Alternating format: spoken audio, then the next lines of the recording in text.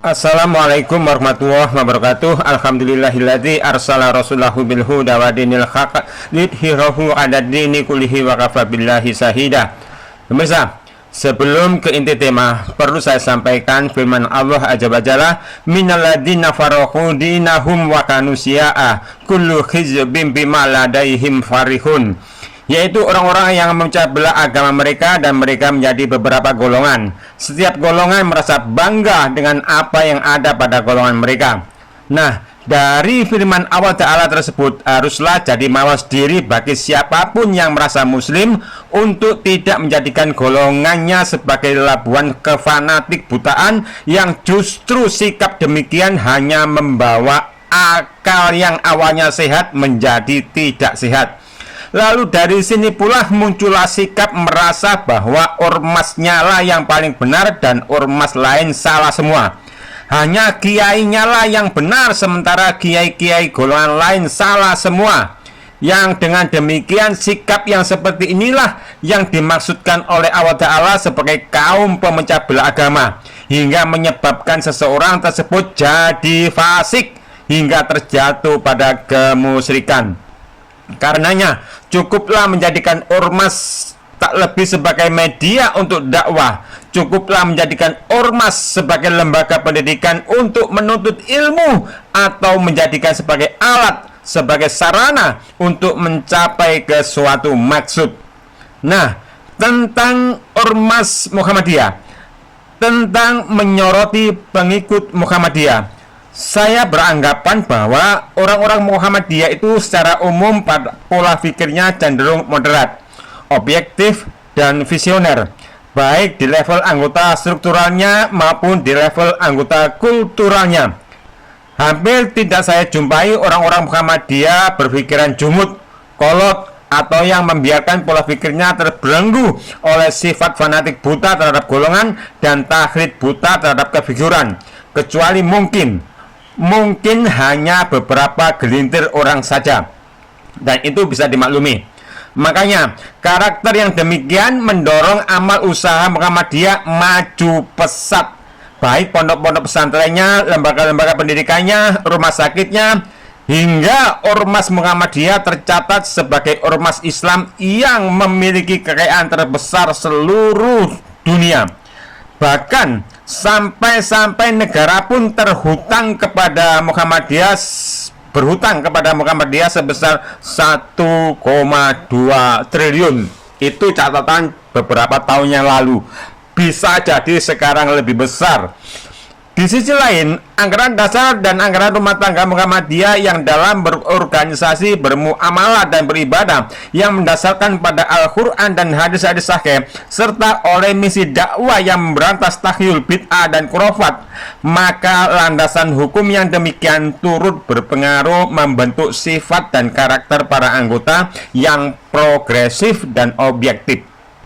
Makanya di ponpes-ponpes Muhammadiyah tidak ada praktek-praktek penghormatan terhadap para kiai mereka dengan jongkok-jongkok atau bahkan dengan ngesot-ngesot, di mana cara-cara yang cenderung melahirkan sikap feodal ini akan rentan berefek munculnya sifat penguasaan atas diri anak didik, yang akhirnya banyak terjadi kasus pelanggaran seksual yang dilakukan oleh para pendidik terhadap anak didik.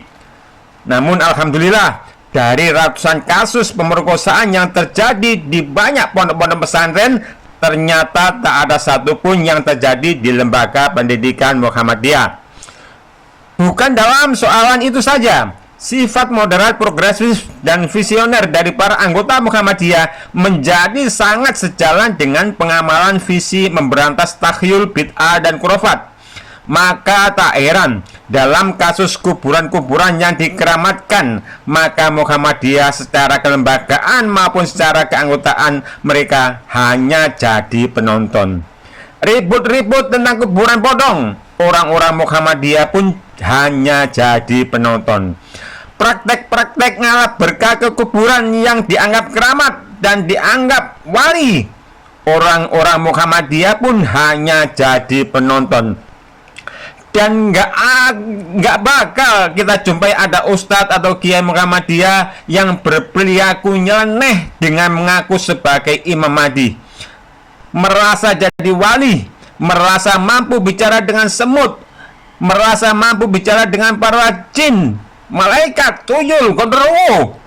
Juga nggak bakal kita dapati ada ustadz atau kiai-kiai Muhammadiyah yang memberikan wejangan-wejangan nyeleneh seperti kalau ditanya man buka, jawab saja amin rais. Nah, nggak bakal ada itu, nggak bakal ada wejangan nyeleneh, nggak bakal ada wejangan nyeleneh.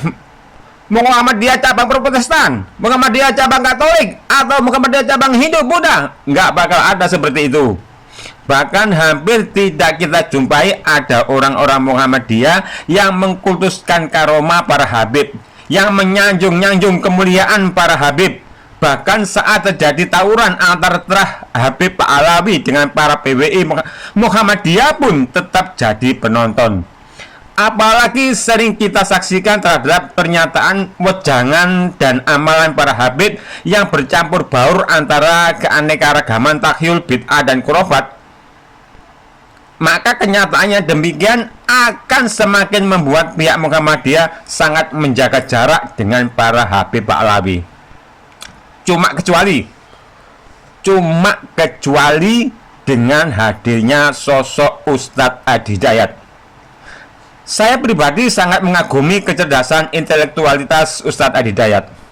Namun dalam perkara dunia Habib, Ustadz Adi Hidayat nampak sekali begitu takzimnya kepada kefiguran para Habib Pak Alawi.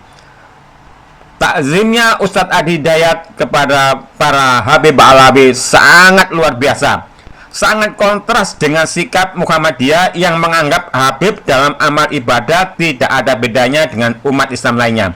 Sangat kontras, satu sisi tingkat intelektualitas Ustadz Adi Hidayat yang begitu cerdas, tapi di sisi yang sama sang Ustadz ini begitu memuliakan para Habib yang notabene para Habib Pak Alawi tersebut justru dalam beramal ibadah sangat menonjolkan amalan-amalan yang syarat tersifati takhyul, bid'ah, dan khurafat. Kontras dengan misi dan visi dari Muhammadiyah sendiri. Dan saya sendiri berprasangka bisa jadi sikap Ustadz Adi Hidayat yang sangat memuliakan para Habib Pak Alawi ini sangat berpengaruh besar bagi keberagamaan para penganut Muhammadiyah, bahkan terhadap para ustadz, para kiai Muhammadiyah yang duduk di majelis tarjih. Tapi saya berharap mudah-mudahan tidak sampai.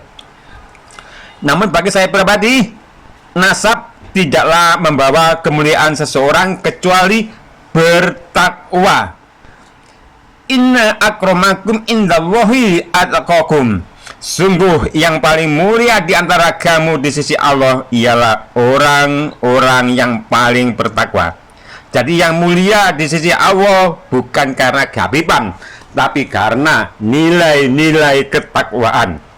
Inna akramakum indallahi atqakum. Sungguh yang paling mulia di antara kamu di sisi Allah ialah orang yang paling bertakwa.